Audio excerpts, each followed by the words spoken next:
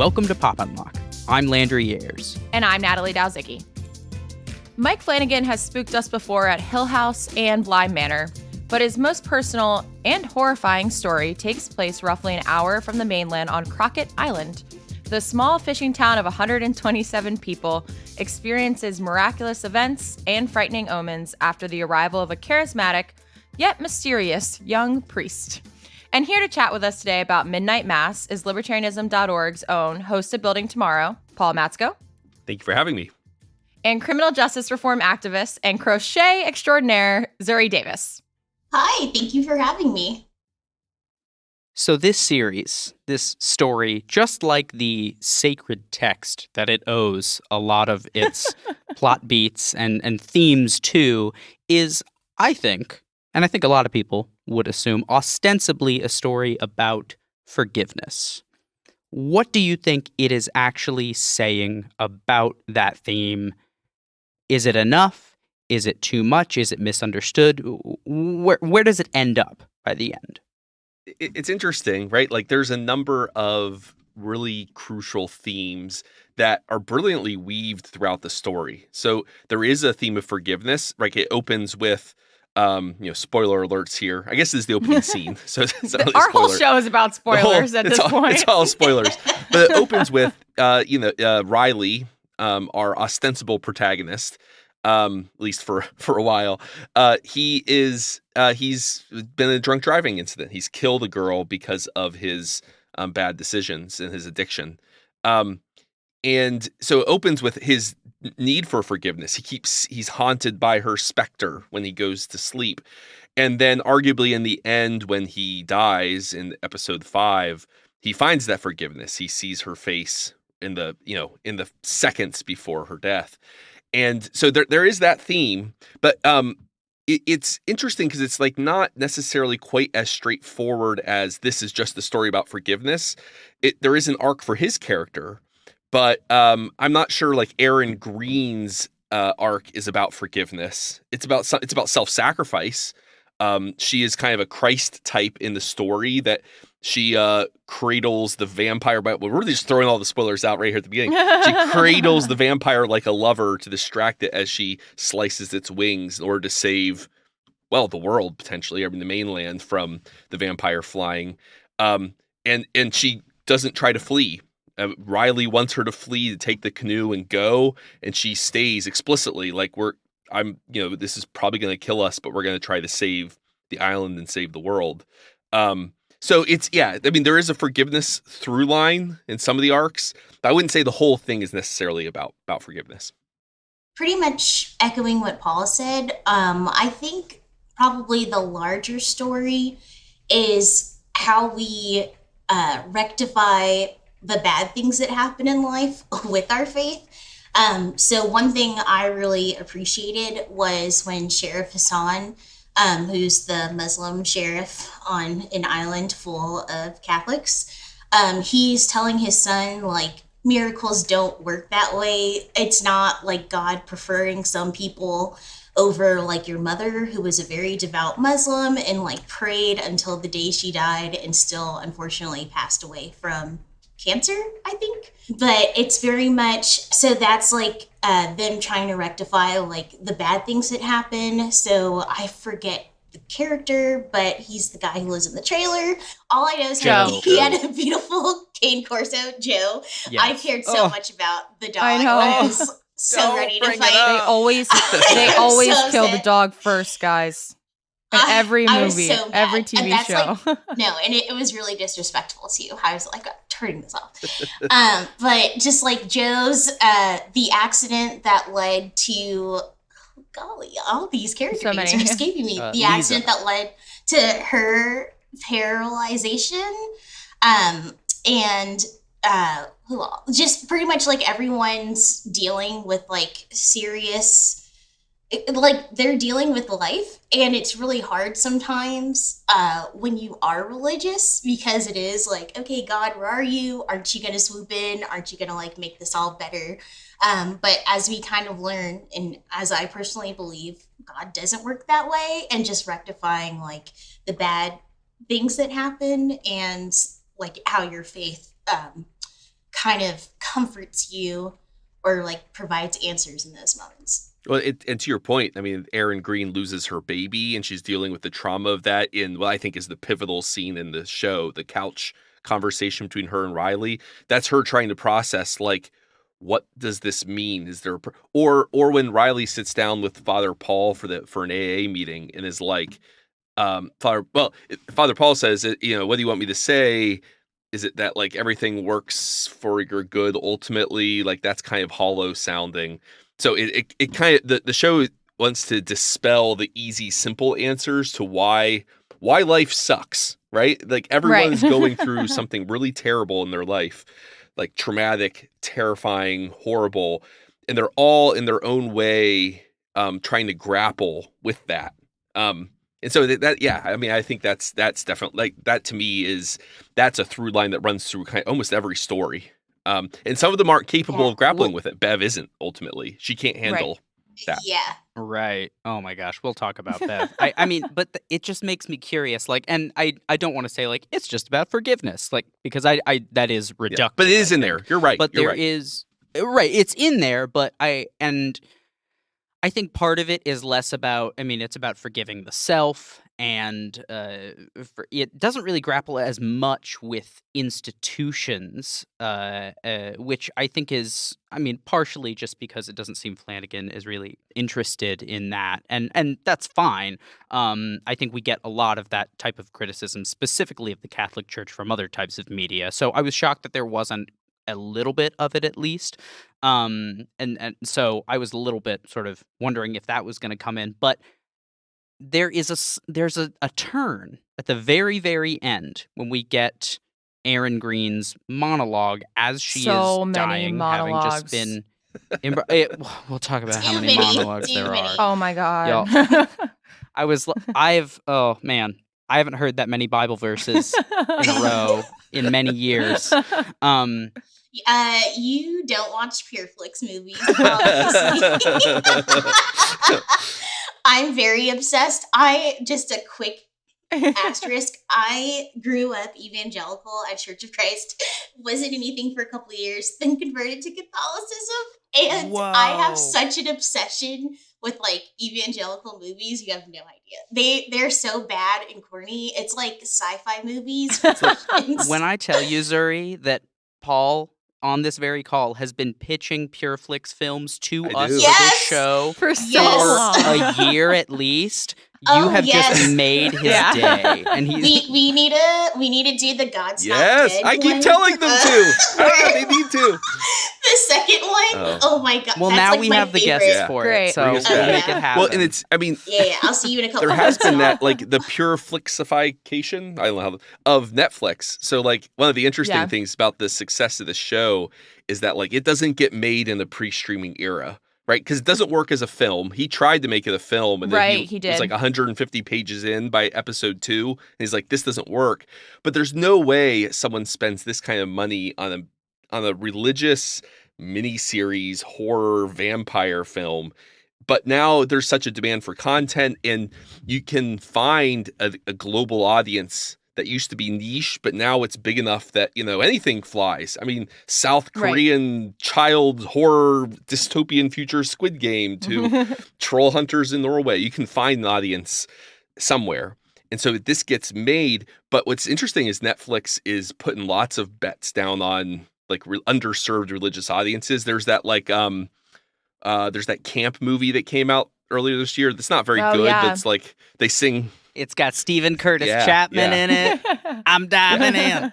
Also Greenleaf. Oh, yeah. But I want to push back before it gets like, I want to push back and say that, save for a couple of parts, this is one of my favorite religious pieces of entertainment in a long time. So much so that by like the end of it, by the last episode, I was just like, I need to rewatch Silence. That is my favorite Christian movie of life. And this is very much, it's like very on the nose, obviously, in a lot of places. But I think the conversations that it starts it's very much on that silence level for me, and I want to separate this Yeah. fear Yeah. flicks. Sure. Yeah. And I don't think anyone who comes to it, save for very, a small group of people, would come away with the same type of vibe. It's not, it's on the nose, but it's not preachy. Especially, like I Mhm. said, when you get to the end with Aaron Green's revelation about what death is and what life is, and you get this sort of, it's an interesting pantheistic Kind of hated that. cosmology sort of take, like, what, especially from two people who I think it's safe to say are probably a little bit more religious than Natalie and I. What did you I'm not make religious, so of this that is turn? Like, I was not expecting that of all the things. Well, I suppose the way I process it, because I'm a evangelical, and I think is that it's so one of the things, like one of the silver linings of growing up as someone who didn't feel very well represented in film and cinema, because and I still don't feel. I mean, like Pure Flix doesn't represent what I feel like either, because it's all this like simplistic pablum. It's just this hollow, like, oh, the good triumphs and the wicked. It's like the God's Not Dead movie where anyone who doesn't accept Jesus gets like killed, hit by a truck, literally, or gets cancer. oh my god, You know. It's it's the terrible. American Christian martyr complex when they're real Christian martyrs in other countries. Exactly. Yes, that's right. Yeah.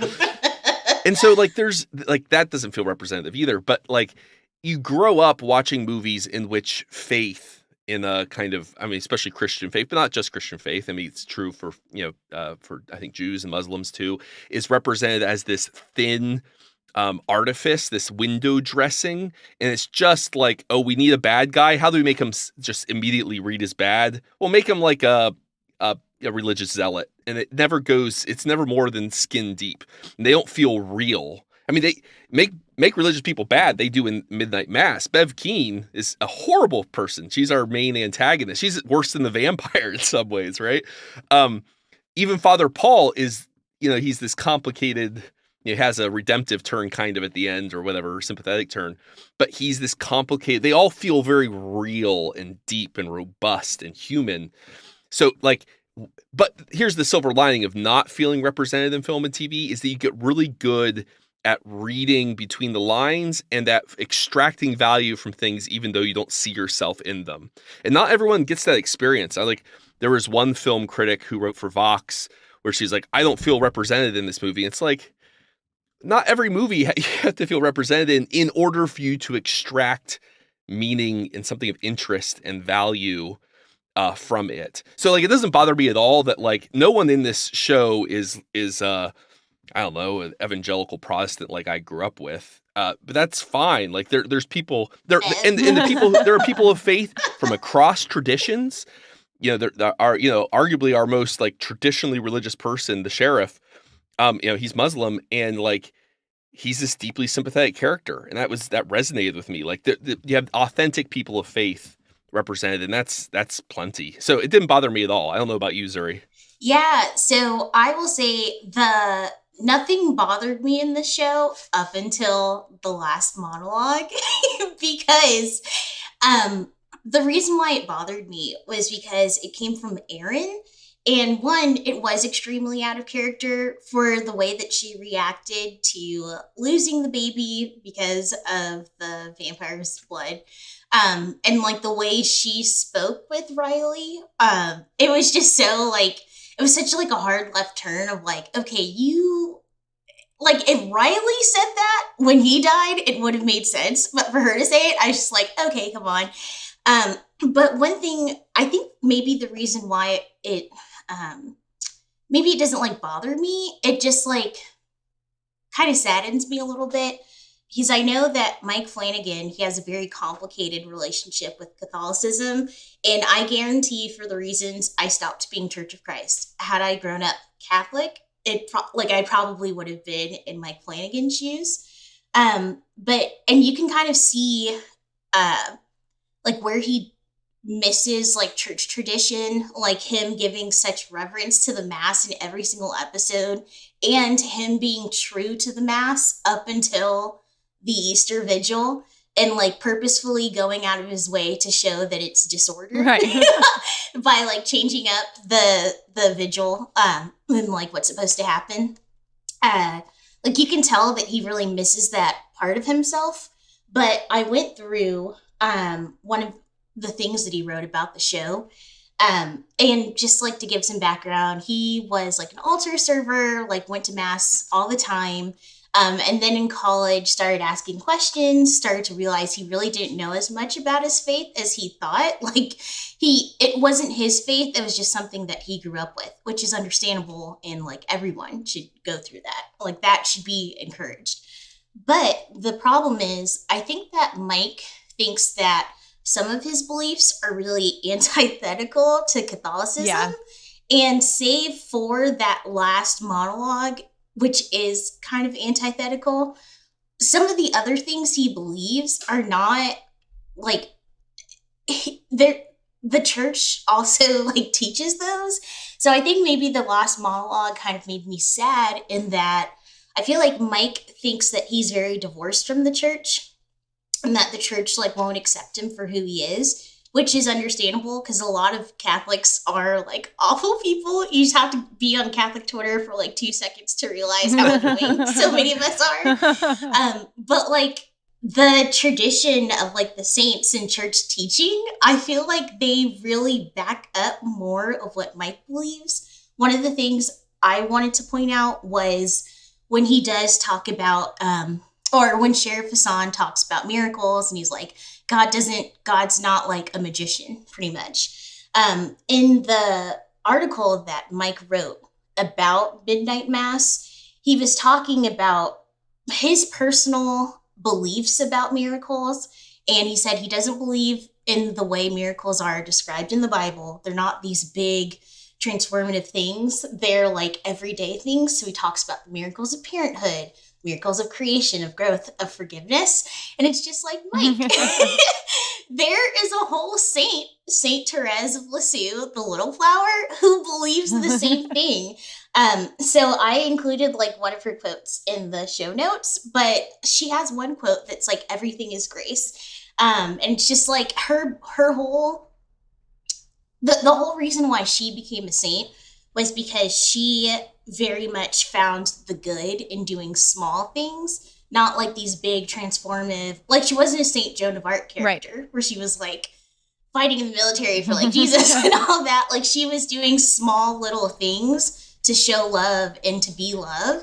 And it's just like, I wish someone had taken Mike aside and been like, hey, like you're not weird for thinking that. Like you're still Catholic and it's fine. So I don't know if he's listening to this podcast, like, which he may, I don't know, but like, Mike, you have a Catholic group that like believes you and like will accept you for who you are, and you don't have to feel like, I don't know. It just, you could really see. I promise I'm wrapping this up. You're fine. I'm talking forever. You can really see like his personal disagreements and kind of like discomforts in certain parts of the show, but it's just like, Mike, like you're fine. You're fine. You're doing great, buddy. You're okay. You don't have to feel bad. It's interesting because like I had a very different reaction hearing the final monologue. And part of it's that you're right. It does feel a bit of a left turn if you just look at the character, Aaron Green's character and its development. It comes out of nowhere. But as a kind of, autobiographical, Mike Flanagan's autobiographical exploration of doubt and faith and whatnot, it makes a lot of sense. So on the couch, and they actually literally replay the couch conversation as part of it, right? She sits down as she's dying with Riley a second time. But on the couch, they both have this different conception of what death and passage into the afterlife is like. And notably, I mean, this is, I think, if there is a core message, a religious message for Flanagan, it's a line from Erin where she says, "What happens to us when we die?" And Riley says, "I don't know. And I don't trust anyone who tells us they do." So it comes from this place of like, this is unknowable. But Flanagan expresses a kind of combined hope that one or the other or both or whatever are correct. And so one is a theistic view. It's initially Aaron, that and it's not a literal like, puffy clouds Right. and angel cherubs floating around, but Angels that are this not vampires, connection. Angels that are not non-vampiric angels. But that it's this feeling of love, this presence, this connection with the divine and with each other. That a more theistic vision with a pantheistic or panentheistic vision from Riley. Like we combine back to the universe from which we came, and this thing we call God is just the kind of universal connection. And so they both have this expression of hope that death isn't the end, that it's not meaningless, that it's just all done and gone, but that there's a connection to something greater beyond it. But then what's fascinating is that it switches them. Right. So when he dies, he gets a vision of connection, forgiveness, redemption in the 5 heartbeats between death and life on the boat as the sun rises.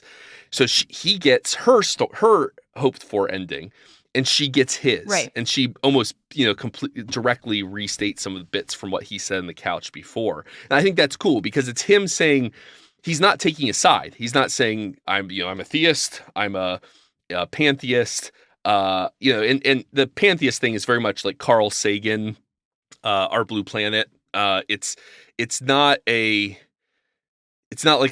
anyways, where it's like this hope for connection being part of something greater, but not expressed in like traditional religious terms. And but he flips them. I think that's kind of brilliant because it shows, first of all, it signals that his uncertainty as a director, he's not taking sides in this conversation, but he represents both faithfully and authentically and then sympathetically. So I thought that was, you're right. It does not make sense if you just look at her character development. It does kind of come out of left field. It also doesn't make sense from if you were trying to read this as a declaration of like doctrine or something, it doesn't make sense either, because one or the other in theory is supposed to be correct, right? Like in theory, both can't both be correct, and we got a peek into both of them passing to the other side, and they just flipped, and that's a logical contradiction, but that's not the point of the passage. So it's funny, I read that and I love it. Something else you mentioned that triggered a thought, which was, actually I think you said this earlier, Landry, is that like it's a movie that's deeply spiritual and equally deeply anti-religious. So think of the characters in here who look the best. It's all the religious outsiders. That's what I was going to say. People with different forms of deep faith, right? Like whether it's Sheriff Hassan, whether it's the doctor who is not religious at all, but she has a kind of a deep personal conviction in the power of reason and science. So you have all these different outsiders who, or even Erin Green, who has been not be welcome in your traditional Orthodox Christian circles because she had a child out of wedlock. Was it out of wedlock? She's kind of a Mary Magdalene type character in this story, so she's been expelled. She would not be welcome in the traditional.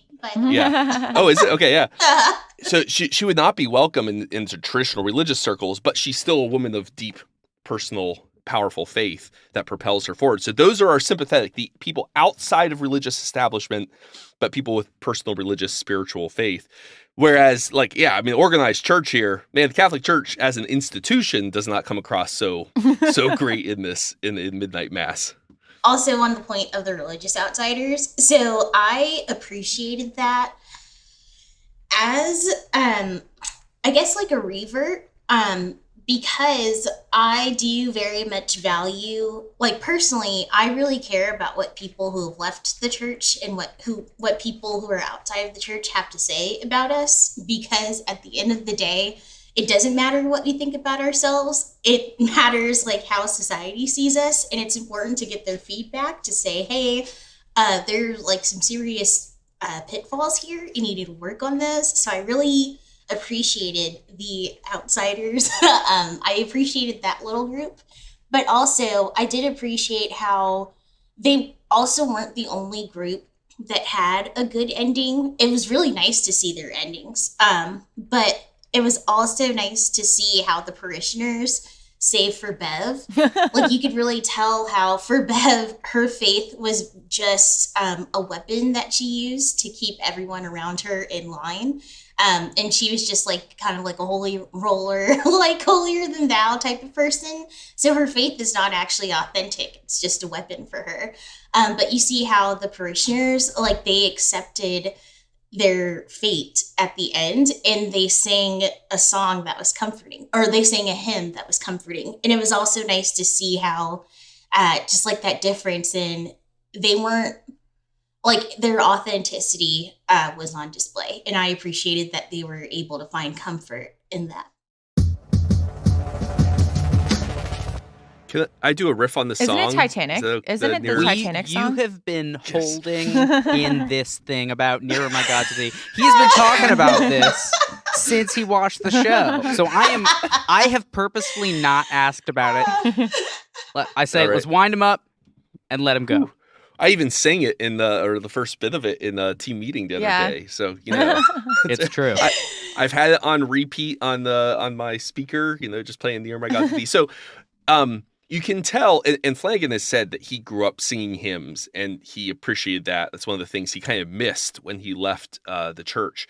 Catholic hymns are trash. Well, yeah, but notably, Nearer My God to Thee is not a Catholic hymn. It's actually a Unitarian, I guess, so a Protestant hymn. But you're not wrong. Like, I had one of my advisors was he was Episcopalian simply because it was more Catholic than the Catholic Church in town, because the Catholic Church used all like post-Vatican II like praise and worship songs, which he hated. So he wanted to go somewhere where they actually sang hymns. Anyways, that's a whole.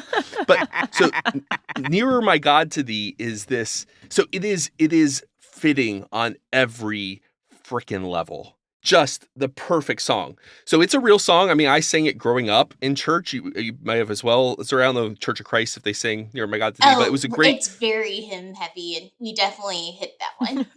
And it's a big funeral hymn. They used to sing at funerals of presidents when McKinley was shot and died in 1901. They played it at his. They actually arranged that they would have all the churches around the country at the same time all sing that song while his funeral procession was happening. So like it was a big. It'd be like it was like what Amazing Grace is today. That even people who aren't religious know the song. That was Nearer My God to Thee back 100 years ago.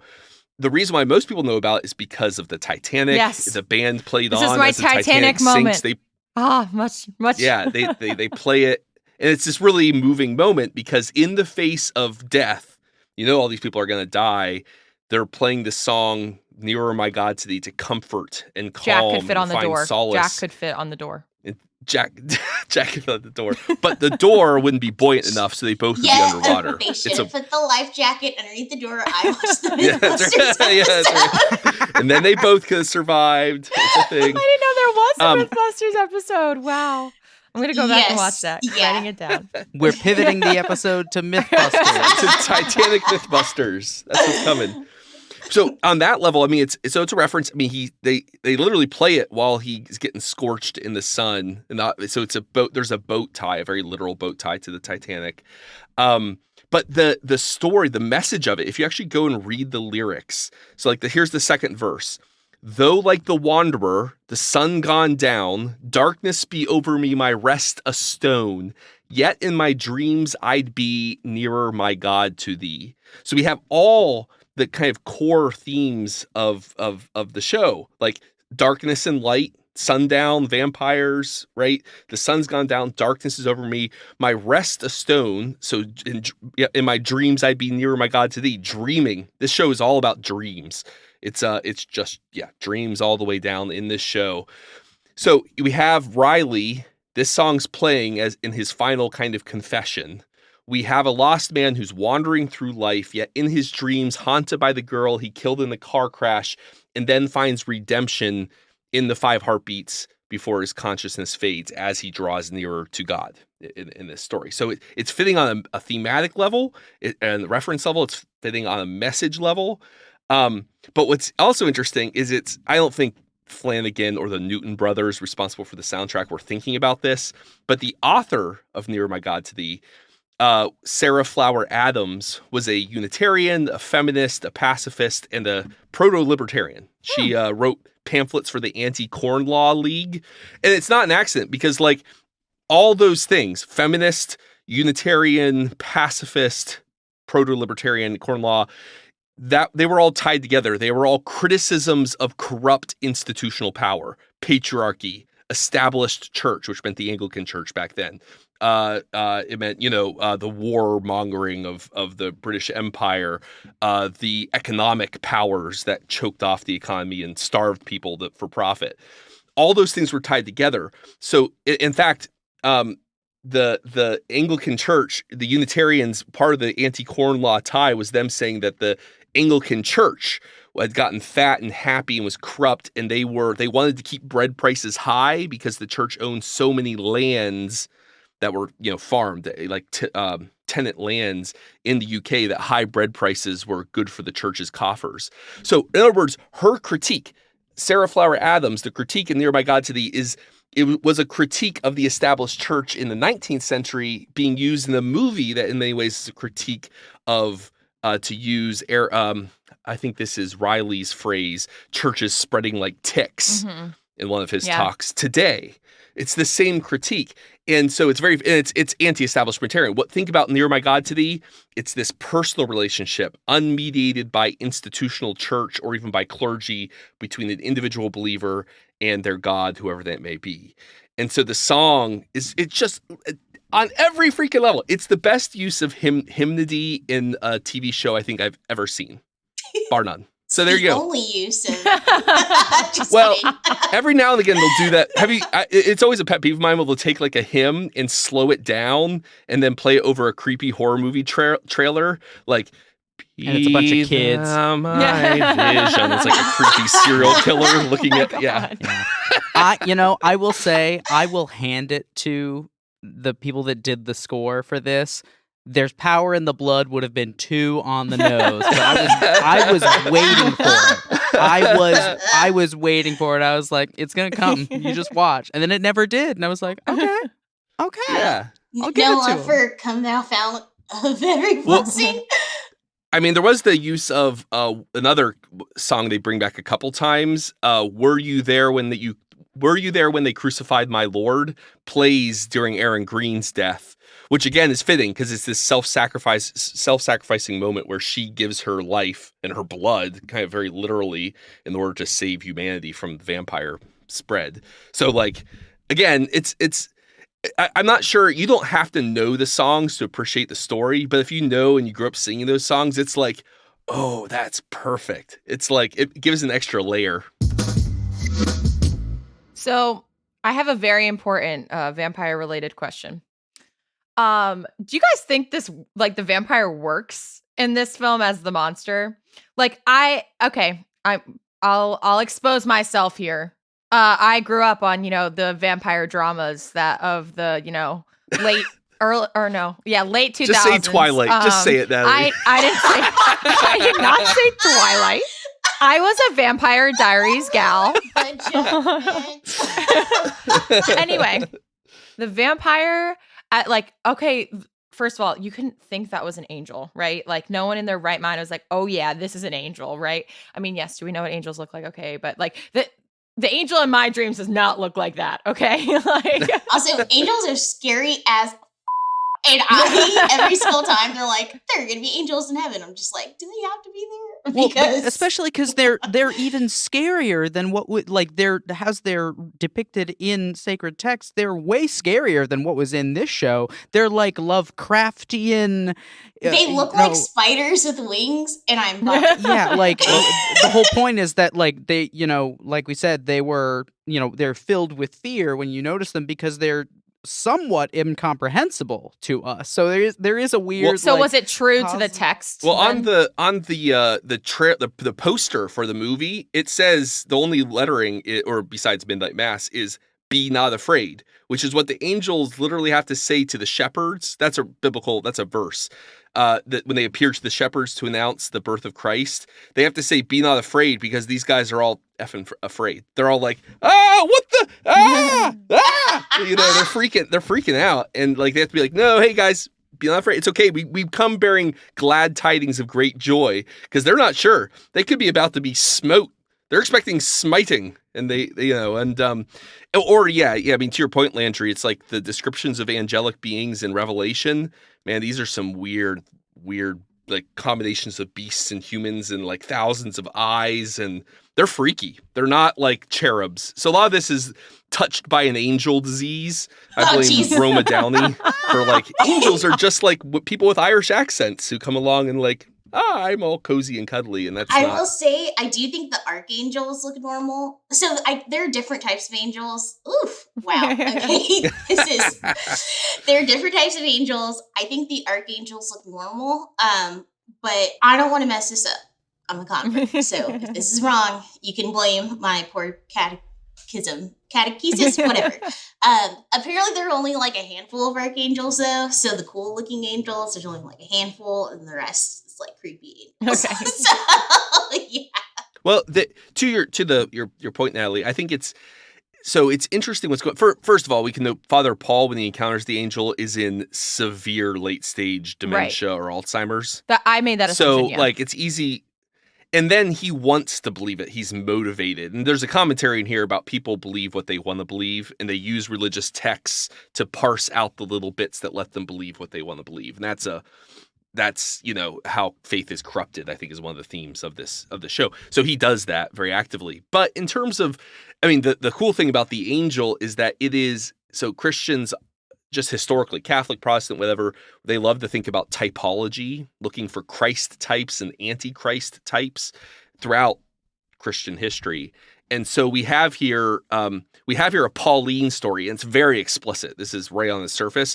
Where does Father Paul get lost? I mean, they call him Father Paul, and he used to have a previous name. Well, Paul was Saul, then became Paul after he had a vision of an angel. Where? On the road to Damascus. Where does he encounter this tomb? It says it in the show. On the road to Damascus. Yeah. So it's and like he's blinded by the storm, like he can't see. Oh, he can't see like Paul. It's all there. I missed all of that. Yeah, and so and where does he go to find this? This being, this angelic being, it's a tomb, but the tomb isn't empty. The tomb is filled, and he talks about the stone being rolled away so that he can go inside. Oh man, it's all there. So like again, you get Mike Flanagan. He knows this. He grew up with it. It's impressive in terms of like it just shows his deep knowledge of the material. So some of it too is like not meant to be taken super literally, but more as like metaphor. I mean, he's playing on the level of. As far as the angel itself, it's like, I think it's interesting that our vampire angel, at first I thought it was just going to be like magical realism. We don't know whether it's supernatural or just some sort of like creature that existed that people thought that is like the source of legends about angels or something. But it's kind of besides the point, because like the real villains in our show, like as far as a villain, the angel's kind of in the background most of the time. The real villains are us. It's Bev Keane. It's Father Paul. It's their parishioners who do horrible things. We're the real villains of the antagonists of this show. And I think that's fun. Yeah, so the vampire acts more like an animal more than anything. He attacks Father Paul because he basically goes into his den in the desert, and then he, saves him or whatever. I don't know if we can talk to, his intentions as a vampire to that. But then I don't think, as far as I know, that, he was gonna go with Father Paul. He didn't convince Father Paul to take him back. Father Paul shoved him in a trunk and dragged him from the cave. First of all, did the vampire come with him and then was like, put me in the trunk, and walked with him to his hotel? They got on American Airlines and checked out of the Best Western with him. L for TSA. And then was like, don't worry, I'll ride in the trunk when we get there. Or what? Did he have to fight this vampire and be like, get in the box? I don't get that. Yeah, and then he does everything but he's he's acting like an animal. Well, yeah, so he's literally just lashing out, and he's bestial in the way that he interacts with everyone. Everyone else with intentions takes that as an excuse to do things as they see. Bev goes to her logical sort of apocalyptic death cult, Jim Jones and Father Paul. Literally. Yeah.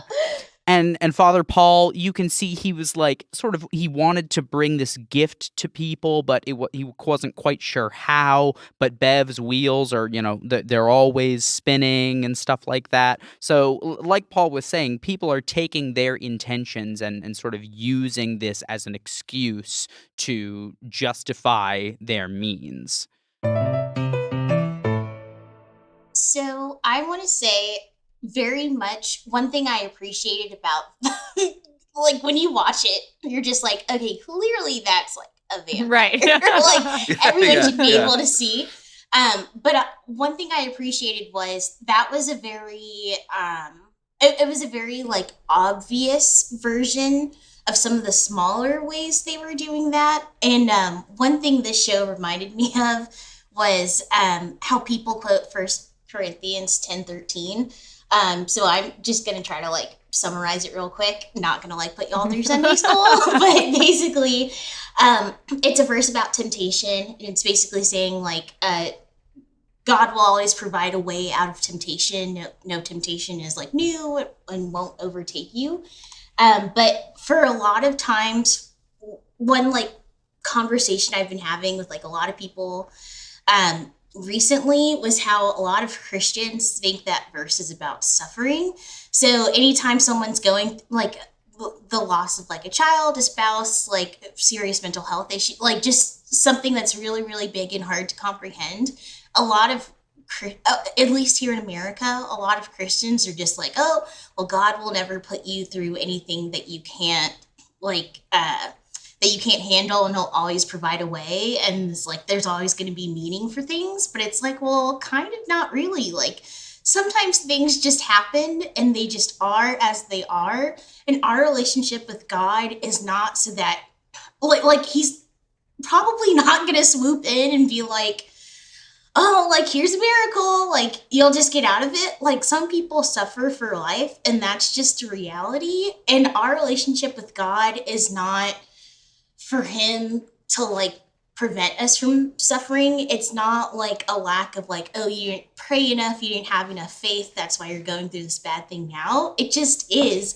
And it like every single time they were talking about like the miracles, like the healing and all that stuff, like I just kept on thinking about that verse and how like American Christians were just like, oh, well, if I'm faithful enough, like God's gonna save me from like suffering. And it's just like, no, that's about temptation. Like suffering is a very different thing. And I appreciated how it was just like when people were clearly assigning this meaning to the vampire, it was just like that was like a very much like larger version of the small ways that we kind of like twist scripture just to like make ourselves feel comfortable, which is obviously very dangerous, because if that's not how God works, then like it ruins our faith when God doesn't perform in the ways that we expect him to. Well, and there's this like because they do that Mike Flanagan shows that like in every level on that level you're talking about, Zuri, but then also that whole conversation about he actually literally talks about there's a new covenant. So Father Paul's up there preaching, and he says, look, it's been Ash Wednesday. Now it's going to be Easter Sunday. And there's this whole conversation about wearing the proper vestments that he wears. He wears the golden chasuble. I had to look on this the up wrong because day, I was like, what is this dude referring to? which you're going to, tell us what that means, Zuri. I've since heard, okay, so liturgical colors, love them. Liturgical colors are a big deal. Side note, I really want to meet the Pope one day because I'm like, I just really want to wear a black veil and then teach everyone about like the difference between like black veils and white veils. So audiences with the Pope, it's a whole thing. Anyway, liturgical colors, they're very important. For ordinary time, you wear green. So he was supposed to be wearing green. Then when Lent starts, they're different colors. And then each Sunday has different colors. So there are 3 purple Sundays, and then there's one Gaudete Sunday. It's pink, but priests will be like, no, it's Gaudete, because Catholics are extra like that. It's pink. But basically, it was like a big deal that he had the wrong colors. But I have since confirmed with several seminarians, you can wear gold if like a green is not available. So it was technically the wrong vestment for the show's purposes, but apparently that's allowed in Catholicism. So what's okay? So that's interesting, but it ends. The climax of it is Father Paul. And there, so that's interesting because, like, as a Protestant, unpacking the particulars of the Mass and what's going on there was like beyond me. So I'm interested to hear you talk more about that. It's super like. I was just like, am I watching a live stream Mass? Like some of these very on the episodes, I was nose. like, this is going on. Yeah, I was like, it's 10 minutes of Mass. Like, I already did this one. Well, it certainly wasn't a Baptist church because they would have been passing that tray like a bowl of chips at a Tex-Mex restaurant. And they weren't doing that. It was much more structured than that. So we do it casual. Where's my little cup that I pull out and I put the empty cup in where's there? my Welch's? Yeah, that's right. With the little bread on top, yeah. Yeah, no one's mistaking Welch's for blood. No. You couldn't slip in the vampire blood that way in the Baptist church. Baptists are immune from vampiric angels. Catholic wine is really fruity. Well, it depends. Each church gets to choose their own wine, but all the wines I've tasted tend to be like a little sweet. So I'm just saying, They get to choose the house Wait, red. so That's awesome. I'm gonna get in trouble for that. I am curious where we were going with the vests because I wasn't sure what the significance was. Like that went right over my head. All of that is fueling. I mean, like, even though I don't know the particulars, it matters on Easter, which is the big day. Christ is risen. The faith is real. It's the culmination, like, from death to life. Ash Wednesday is lamentations and sorrow over sin. Easter is rejoice for the Lord is risen. He declares a new covenant. So this is maybe a little in the weeds here, is that, like, you know, there are two covenants, a covenant of work, a covenant of faith. And we're supposed to, Christians believe we're still in the second covenant right now. And we're waiting for a third covenant, which will be the return of Christ. That's the new era. Think when you hear covenant, that's a very particular thing, not worth unpacking here. But think like new era. This Think turned like to a new Scott era. Hahn discussion real quick. So when he says it is a new covenant, it is like he's saying the Lord has returned. He is this messianic figure in that moment. And we have a return of a divine being bringing a new word. And so it matters that all the Mass gets disordered or reordered, depending on whether it's a good or a bad thing, gets reordered there at the declaration of the third covenant. It's like saying this is a new age for religious people and for the church. And so it's a big deal. It's like a moment. He's actually declaring heresy, I guess, suppose from a traditional Catholic perspective. But it's all done so cleverly, like using the actual elements of the Mass and the vestments to signal that change. Man, that's some like profound insider knowledge stuff going on. No. So I just want to say that actually was my favorite part. So the Easter Vigil is my favorite service. Excuse me. It's my favorite Mass of the entire year. Like the Easter, oh my gosh, I can't even describe. Like, it is so beautiful. One year I got to spend it with a bunch of nuns, and they have like this special thing. They'll like walk into the church in like dark robes, and then at the Gloria, they'll like take them off and reveal like their white robes underneath. And then what lay people do, we like process into a dark church with candles. And then at the Gloria, the candles go out, the lights come on because like Christ is risen and all that stuff. So one thing I really appreciated was like in the beginning, I was just like, why is this so detailed? Like, why are we watching like a whole Mass? And like, why are they like focusing on all the different elements of Mass, of which there are many elements? But then when you get to the Easter Vigil, it's something simple that they do. So they process, which is proper. But then after the procession, they don't do any of the Glorias. Or they don't do the Gloria. They don't do any of the readings, which there are 7 readings, because you have to go back to like in the beginning one. It's like all like the big church readings. They don't do any of the readings that go straight to the homily. And they didn't do that in any of the other episodes. And I remember watching that and being like, how dare they mess up the Easter Vigil? Like, you were so faithful to everything and you're messing up the Easter Vigil. But then when you watch the end of the episode, it's just like, oh, like you see with that tiny detail, they like messed it up because it's essentially like, it's Father Paul's thing. It's no longer Catholic Mass. It's whatever Father Paul and Bev and this vampire are trying to do. So I thought that, like, when it happened, I was just like, oh, that was amazing. I just have to ask, what did everybody else think of this terrible age makeup that they Oh my put God. It was that so woman bad. in? What? Okay, because I'm watching this, right? And I'm seeing this woman, first scene, and I'm like, that's a young lady. First episode. Why did they do this? I was like, she's gonna get younger, or something like that, or they're gonna flash back a lot, or something like that. I didn't know the intention, but I was like, It was that's like a young Mrs. person, and they're Doubtfire. gonna Like, that's what it felt like. right. It was absolutely, and I'm like, why this whole time? But I hadn't caught on to it until we get to the Monsignor in the Holy Land, and he's doing his whole thing, and he, gets revealed to be Father Paul, and I was like, oh, he was because I saw his makeup looking really bad too, and I was like, this is messy. What are you doing, Midnight Mass? and then they removed it, and I was like, okay, so she's also young. Why? Because the thing is, was the actor who played the Monsignor the same actor who played Father Paul? Or was it a different I believe person? so. Okay, because if he was the same, why was Bev's different? Because if they're gonna use the same actress or actor to play the sort of father and daughter and the same person, but then why not just cast older actors and actresses, and you're just gonna justify it textually anyway? It doesn't make any sense. So we all wear glasses. I can see that. Maybe my prescription is messed up because I didn't even notice it was makeup. I thought it was two different actresses. I have a crappy TV. Well, and I actually think vision. I think the women are definitely different actresses. I thought that it might have been the same one at first, but I think they're the same. I don't know about the Monsignor because his was, I think, we just didn't get as good of a look at him. So, but either way, It was why so would bad. they?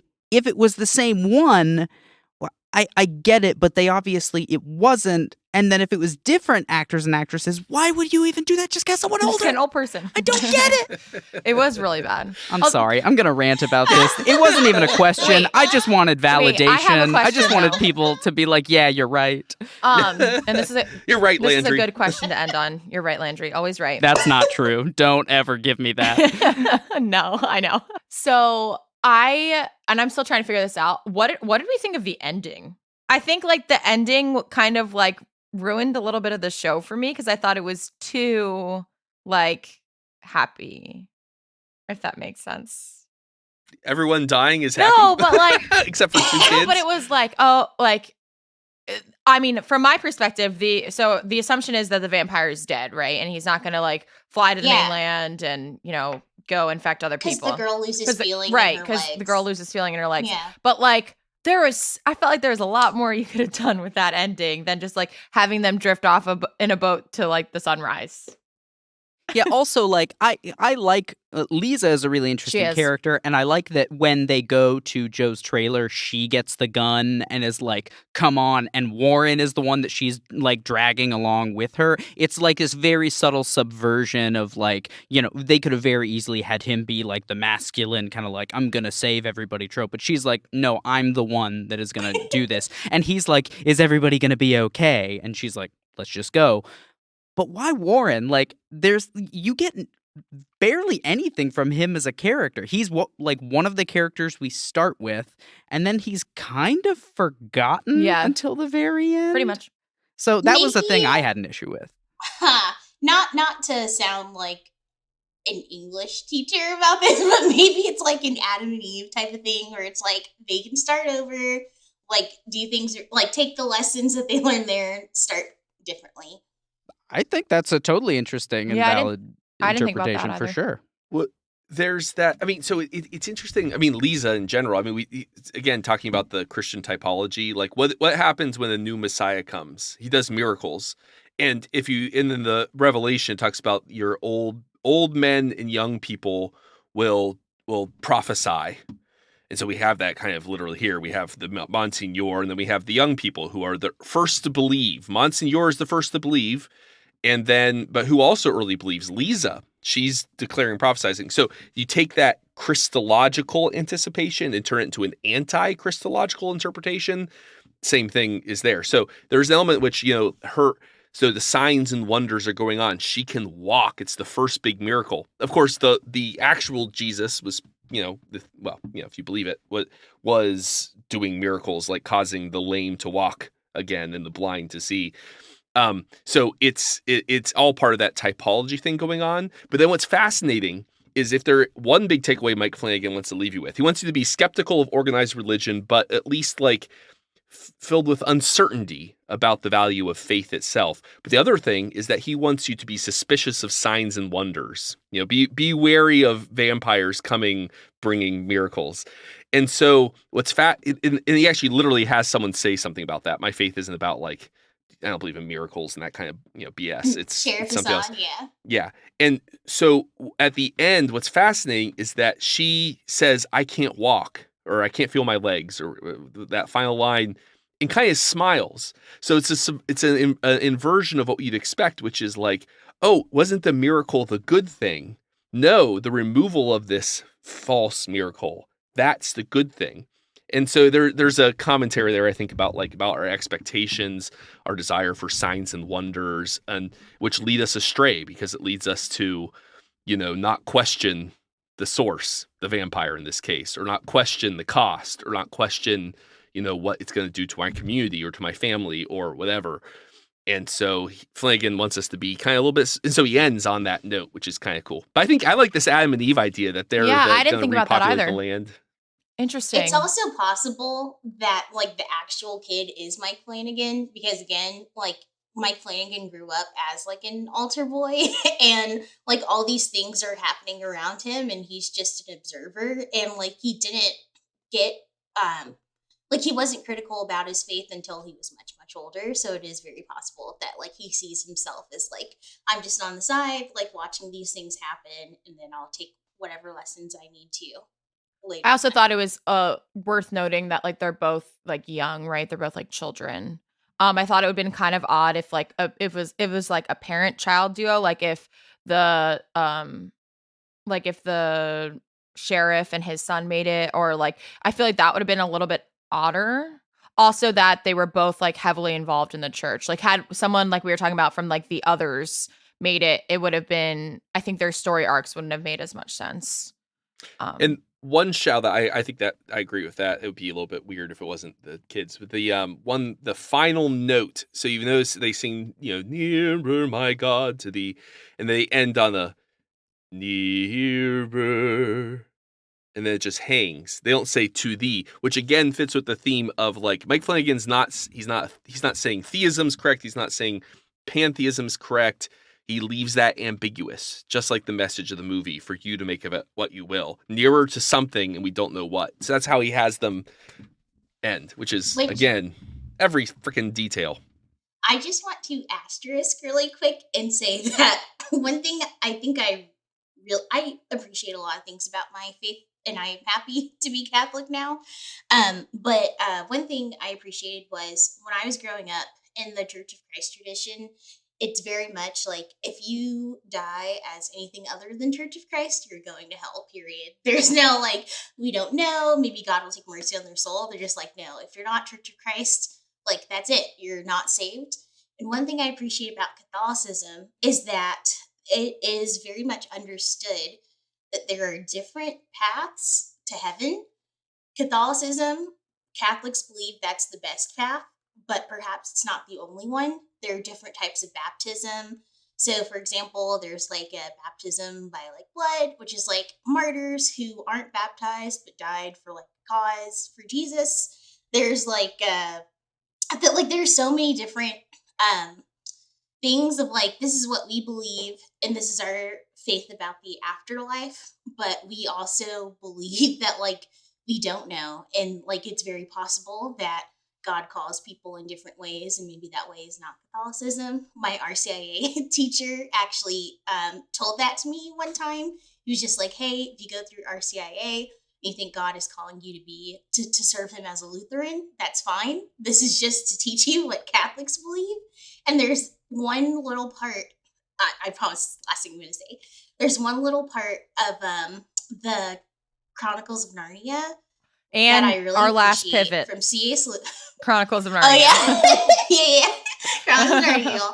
So C.S. Lewis, he never made the jump to Catholicism, but you can tell where he's very inspired by Catholicism, despite still being Anglican, I believe. And there's one little part at the end in the last book where one of the Telmarines oh my gosh, I feel like I messed that up. One of the Telmarines makes it to heaven, and the kids are like, Aslan, like, what is up? Like, this guy, like, why is he here? And Aslan's like, well, he served like his religion well, and like he served like his beliefs well.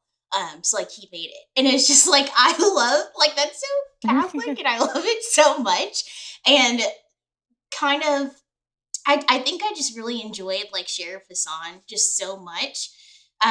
Because maybe this is like a little Unitarian too of me, but I really appreciate him being like faithful until the end in his religion. And I just appreciated kind of like the understanding of like the different paths understanding. So that just made me really happy to see all of that. Thanks for listening. As always, the best way to keep in touch with us and get more Pop and Lock content is to follow us on Twitter. You can find us at the handle @PopandLockPod. That's Pop, the letter N, Lock with an E, like the philosopher, Pod. Make sure to follow us on Apple Podcasts, Spotify, or wherever you listen. We look forward to unraveling your favorite show or movie next time. Pop and Lock is produced by me, Landry Ayres, and is co-hosted by Natalie Dowzicky. We're a project of libertarianism.org. To learn more, visit us on the web at www.libertarianism.org.